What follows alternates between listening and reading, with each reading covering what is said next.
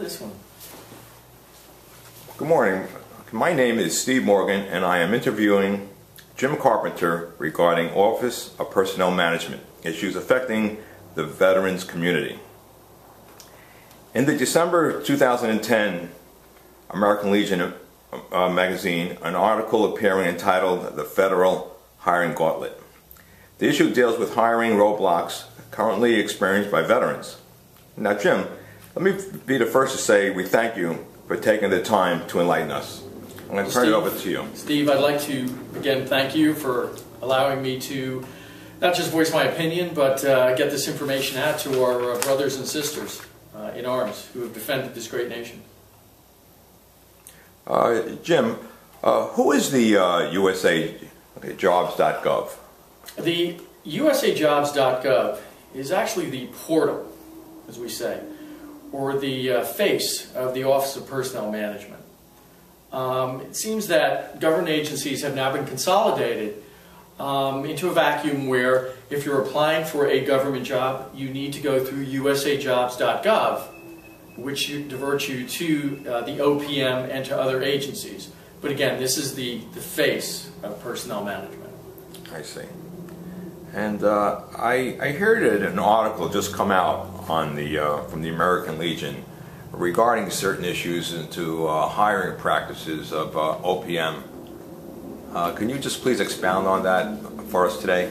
Absolutely. And as you had said before, there is an article. It appeared in the December 2010 issue of American Legion magazine, and I do have a copy right here, and the title is "The Federal Hiring Gauntlet," and it is the veterans. It says veterans face roadblocks in getting jobs with the government they defended, and that is correct, because the entire hiring process for veterans through USA Jobs and through the Office of Personnel Management is quite convoluted, very confusing, and I can tell you that applications that are initiated and sent through the system many times go into something we call the human resources abyss, never to be seen or heard from again.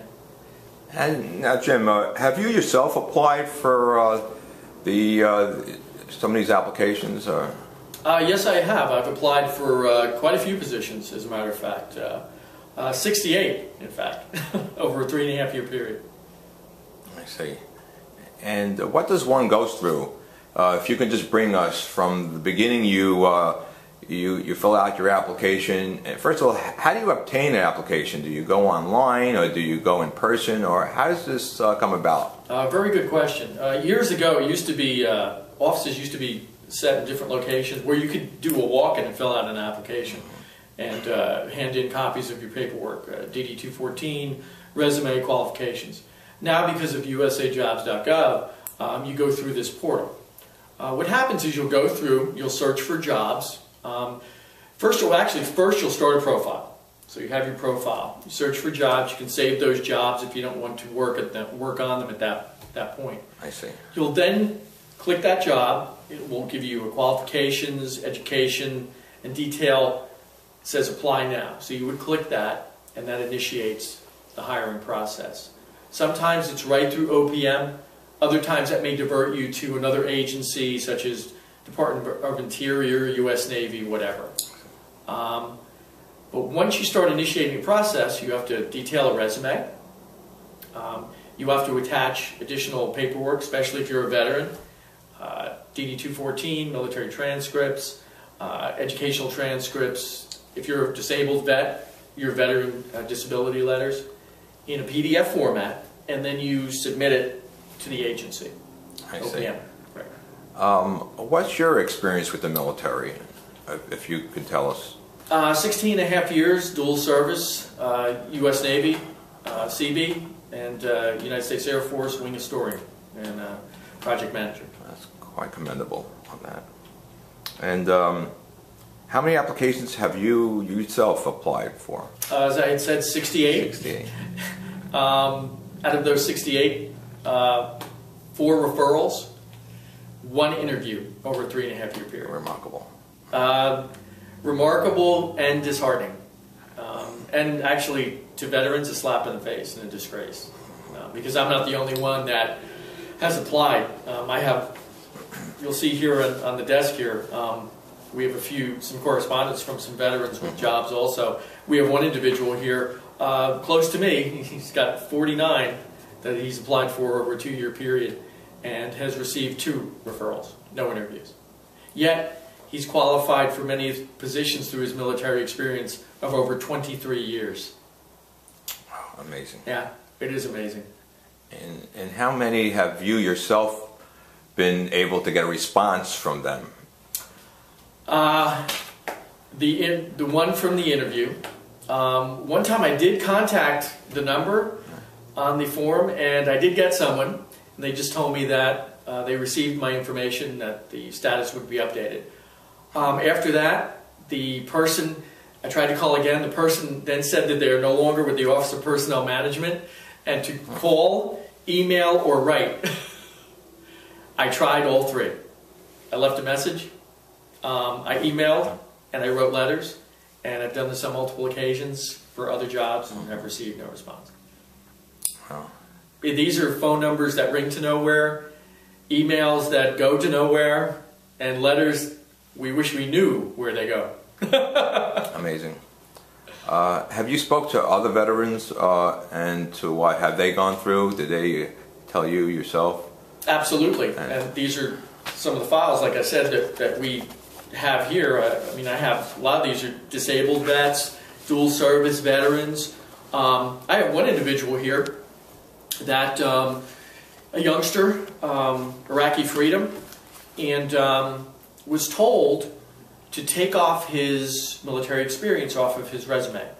The youngster was putting in applications, no referrals, no interviews.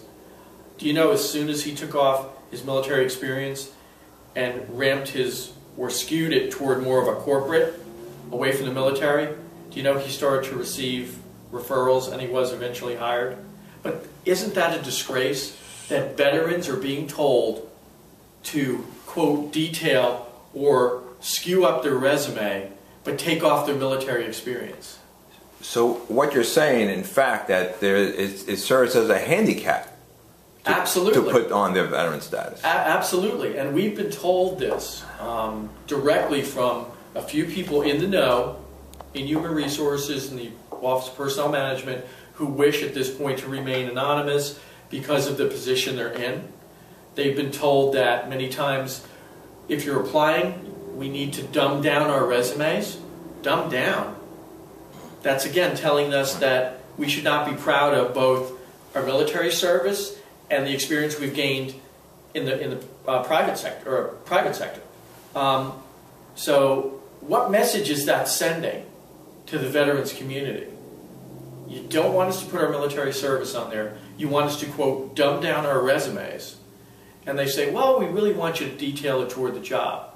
Well, I'm just going to let you know, Steve, 19 years in corporate America, many of those years as a manager, a project manager. Let me tell you something. If I see someone that's applying for a job that has a combination of military experience and corporate experience, I know where they're coming from. I'm going to want that person as part of my team because I know that person can hit the ground running. Just like boots on the ground in country, same thing here. I want that person. Well, the reality is, human resource generalists in corporate America see us as that as a handicap. They think we are not well educated because we went into the military, or we've now left the military. We must have some type of problem. That's not the case. That's not the case. So they don't look at it as a patriotic thing to do. No, you know, it's funny because they'll get up at their banquets and the CEOs and CFOs, and they'll be with politicians and they'll be banging and they'll say, "We love our veterans. We're going to hire veterans." Yeah, a lot of companies that are hiring veterans, you're paying them $8 and $10 an hour, which really isn't even enough for them to keep a vehicle on the road and a roof over their head. But you are hiring them. What's that all about? You know what we really need, Steve? We need veterans advocates to get together with corporate America, with the Office of Personnel Management, because it's quite obvious that OPM is not doing their job. They're really not even looking at these applications. And I'll tell you why I say that. Again, one of the people in the know told us there's tricks that they have. Tricks that they use so that you do not get your veteran status and you're not able to use it. Well, so what is their rating process? How does one rate a veteran, or anyone for that matter, that puts in an application with OPM? Well, according to OPM, there are links that you have to meet certain qualifications for certain jobs. So if you click some of these links and it says education, then it will say experience and education and experience. So it's a combination thereof. Both municipal and county governments and state governments have the same thing. But with OPM, if you read through the full qualification, it is so convoluted. I read one day, and it said, to qualify at a GS11 level, you must qualify at a GS7 but have GS9 experience for 52 weeks, concurrent to, and I'm looking at this and I'm saying, what am I applying for here? Is it a combination of experience, because that's what you're telling me, experience and education, but now you're telling me it's not. And you know the reason they write it this way? So that it is convoluted. It is confusing. Most people give up and don't apply. So they're actually dissuading people Absolutely. Out there from applying. Absolutely. For what do you think, for what reason? Because they have folks already tabbed internally. Again, these folks are already seen to be in that position. We've had instances where I've seen jobs open for a 5 and 6 day period, and I've seen positions open for a 12-month period. I'll tell you, Steve, be very wary of the ones that are open 5, 6, and 7 days. Someone has already been tabbed for that position. The only reason that's being posted is to comply with federal law. I see. Only reason. And if you apply for that, you just wasted probably 8 to 10 hours, depending on how detailed the application had to be.